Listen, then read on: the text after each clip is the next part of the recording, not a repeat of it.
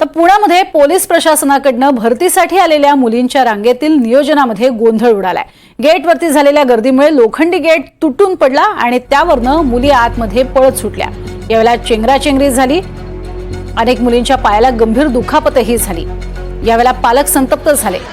तर स्थानिक पोलिसांशी बाचाबाची देखील यावेळेला झालेली होती। खरं तर मुलींनी अनेक महिन्यांपासून या भरतीसाठी तयारी केलेली आहे। मैदानी चाचण्यांसाठी प्रचंड वेळ आणि मेहनत सुद्धा खर्ची घातलेला आहे।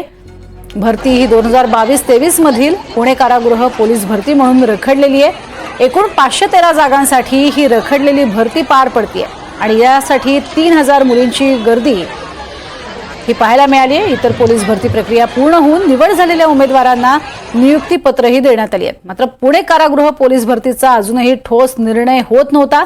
मात्र आता कुठेतरी ही भरती प्रक्रिया पार पडत असतानाच अशा पद्धतीने या प्रक्रियेला गालबोट लागले।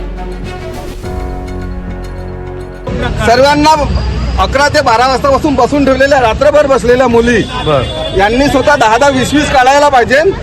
तर यांना उमेदवार सुद्धा म्हणजे मुलींना सांभाळणं कठीण जाऊन राहिलं पोलीस लोकांना। म्हणजे मुली मुली कंपाऊंडवर खुदून जाण्याने पळून राहिल्या, काही जखमी होऊन राहिल्या। याच्यावर यांची निगराणीच नाही।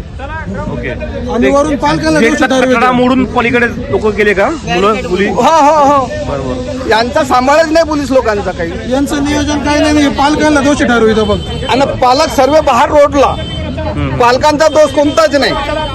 मग कमीत कमी उमेदवाराला सांभाळायचं काम त्यांचं आहे।